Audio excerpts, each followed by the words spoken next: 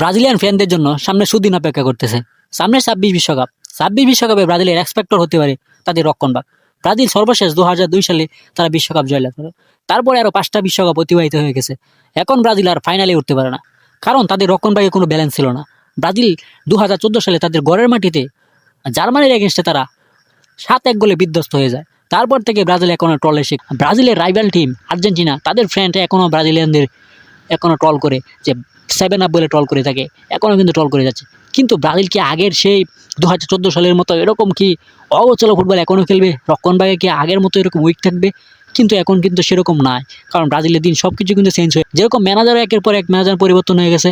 এখন Carlo Ancelotti আসছে, আসার পর থেকে কিন্তু একের পর এক প্লেয়ারগুলি কিন্তু ভালোভাবে পারফর্ম করে যাচ্ছেন, যেরকম ইউরোপে এবং ব্রাজিলিয়ান সিরিয়ে, লাতিন ফুটবলে সব জায়গায় কিন্তু ব্রাজিলিয়ান এরকম রক্ষণভাগের প্লেয়ারগুলি পারফর্ম করে যাচ্ছেন। তারা ২৬ ওয়ার্ল্ড কাপে যাওয়ার জন্য তারা সর্বোচ্চ পারফর্ম করে যাচ্ছেন, যেরকম Gabriel মাগালেস, Marquinhos, either Militao, Bremer, Alexander Ribeiro, Murilo, Thiago Silva, Bruno, Beraldo.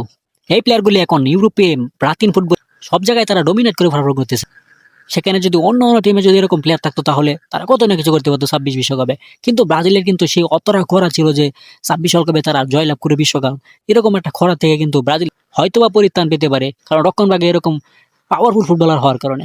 আমরা দেখেছি প্রিমিয়ার লিগে আর্সেনাল হয়ে গাব্রিয়েল মাগালেস যেভাবে তিনি উঠতেছেন এই মৌসুমে, তিনি যেরকম তিনি ডিফেন্সিভলি ভালো, তেমন তিনি গোল করতে তিনি পটু।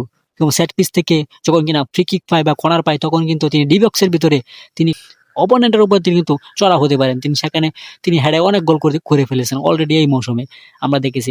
এবং মার্কিনহোস, তিনি যে কিরকম প্লেয়ার আমরা সকলে জানি, যিনি কিনা পিএসডির হয়ে তিনি সর্বোচ্চ এখন ট্রফির মালিক হয়ে গেছেন।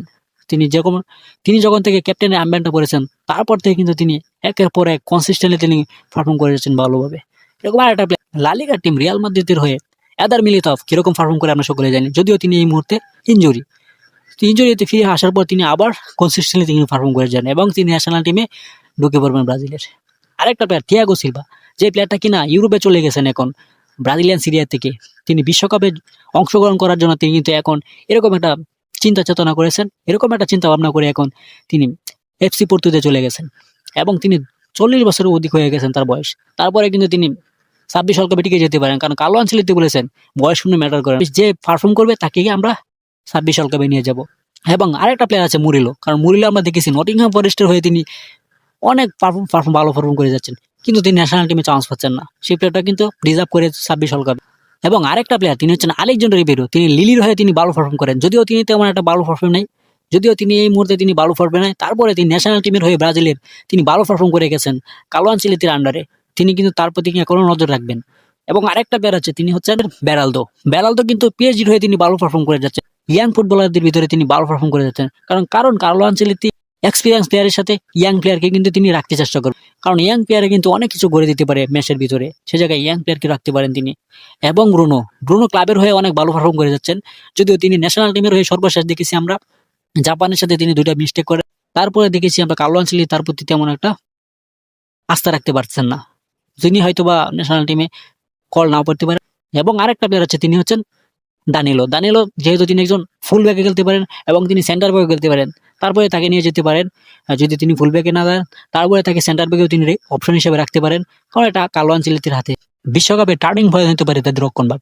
কারণ একটা কথাই আছে ফুটবলে, আক্রমণভাগ আপনাকে গোল করাবে, মিডফিল্ড আপনাকে গেম কন্ট্রোল করতে সাহায্য করবে এবং রক্ষণভাগ আপনাকে ট্রফি জিততে সাহায্য করবে, কারণ রক্ষণভাগকে সবসময় প্রাধান্য দেওয়া হয়েছে। সেজন্য কার্লো আনচেলত্তি তিনি রক্ষণভাগকে তিনি সবথেকে বেশি প্রাধান্য দিচ্ছেন এবং তিনি সেই জায়গায় নজর দিচ্ছেন।